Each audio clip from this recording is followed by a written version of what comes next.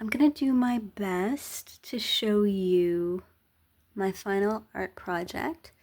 It ended up being a little bit different from what my proposal was. What I created is a board game, and I divided it up into stressors, protective factors, and then these cards here are 50-50 chance. So purple, blue, and then red. And everything on the cards was taken from the interviews done in my thesis of things that stressed out honor students and impeded in their ability to be successful versus things that they found to be protective for their mental health.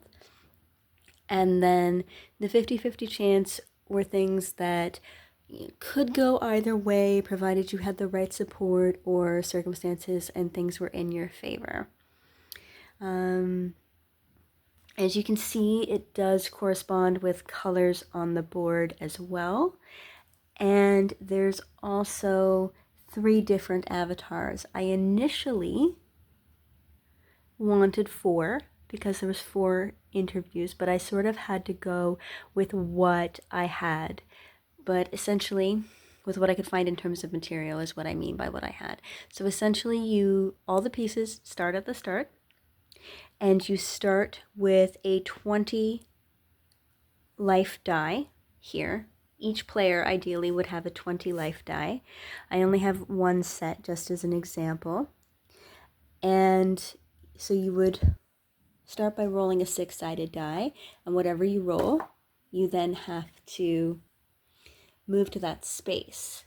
The yellow spaces are free spaces, safe spaces. There's no consequences, and any consequences from the other cards are now void, and you start again unless the card says that you have to re-roll every time it's your turn.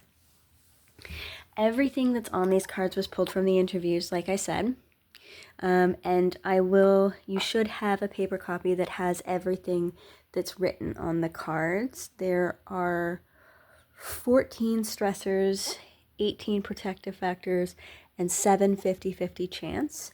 And then if you land on an orange piece is a coffee chat or a call with a family member or a friend. And that helps to restore life, or it makes consequences less impactful by 1. Let me see if I can show you a little bit more. For the pieces, what I ended up using was a Polly Pocket that I found that was a Monster High Polly Pocket. Oh, it fell down. And so it had little things in it. This one is sitting at a desk reading a book. So this could come from 2 things, getting the reading done in advance in the first couple of weeks was one of the things that came up in the interviews, and also having reading that wasn't required, and reading things that were, a little bit frivolous, things that weren't so strenuous. So this could represent either one of those things. And then this here is the sofa that these 2 are sitting on. So if you land on a coffee chat, this is where you end up. Or if you land on this piece, the blue piece, this is also where you end up. And it helps you recharge. You have a coffee and a chat with a family member or a friend. So that's what they're doing. They're sitting on the sofa having a coffee.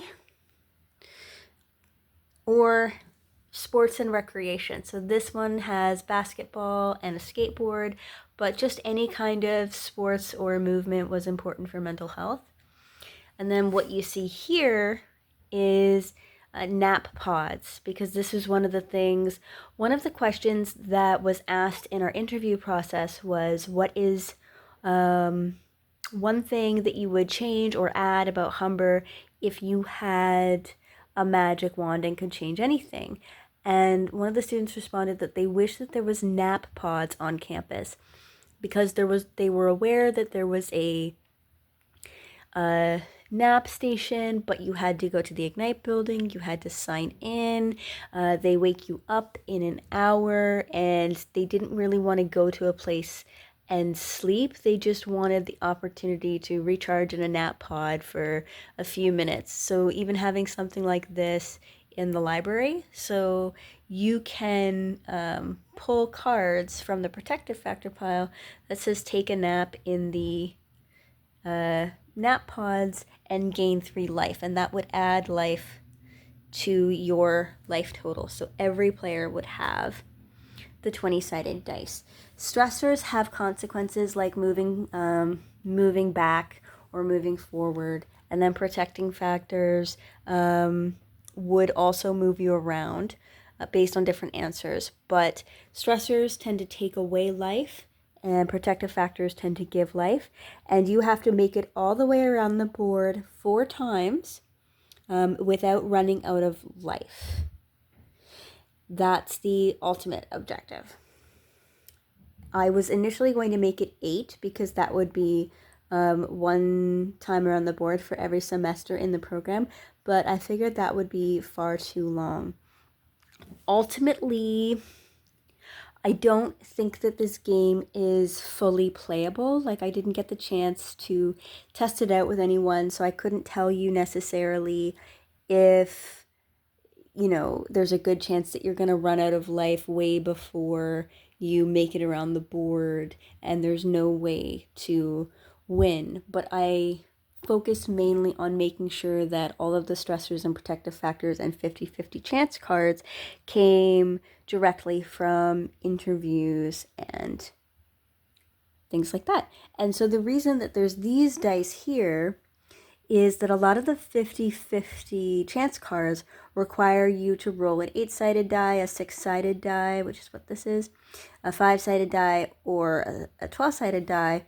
And if you roll a 4 or higher, say if it's an 8-sided die, then a 5 or higher on an 8-sided die, sorry, that's not right, or a 4 or higher on a 6-sided die, for an example, then you get a positive consequence versus the lower half of the dice, which would give you a negative consequence. And the thing about the 50-50 chance cards is that those never lose their effect. You have to re-roll every single time you have a turn, and you'll have to see if you get a positive or negative consequence. So one of the things that's on the 50-50 card is that you have a child during your degree, and the child now takes precedent over your classes. And a positive could be that the child gives you purpose and makes you want to do well in your program, so you do well in your career, which would give you an advantage. Or the child's needs take precedent over your degree, so you fall behind or don't get reading done or something like that, which gives you a negative consequence. And I think that goes all the way around the board. Yep, the start space is the finish space. They're all the same in that way. So let me I'm knocking things over trying to pick this up. I love the little Polly Pocket pieces. I initially wanted Barbies that you could move around, but I needed something that was more to scale, and I could not find a mini version of the Barbie. And these little Polly Pocket pieces are just perfect. Perfect little tiny pieces that really do. See if I can get her to stand up.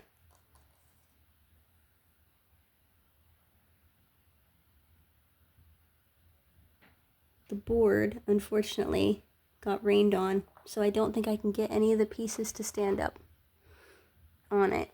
I was going to show you that the pieces really can be moved around the board, but the board got rained on, and I think it's been warped a little bit, so now it domes up. Oh, nope, they still stand. So you can still move the pieces around the board. I love it. I love it so much. I kind of drew in from inspiration from a little bit of D&D, which is where the dice and the life roll comes from, and a little bit of Magic the Gathering. If I'd had more time, what I would have done is you could design your character stats right at the beginning with strengths and areas of improvement that need to be done. And a lot of the cards, the protective factors and the stressors, are meant to encourage players to think about what they already do in their life or what they could do to add or change the situation. Like there's one card in the protective factors that talks about doing your nighttime skincare routine or bedtime routine if you don't have a skincare routine, and you gain one extra life for every step in your skincare or bedtime routine, because that's the time that you're taking for yourself.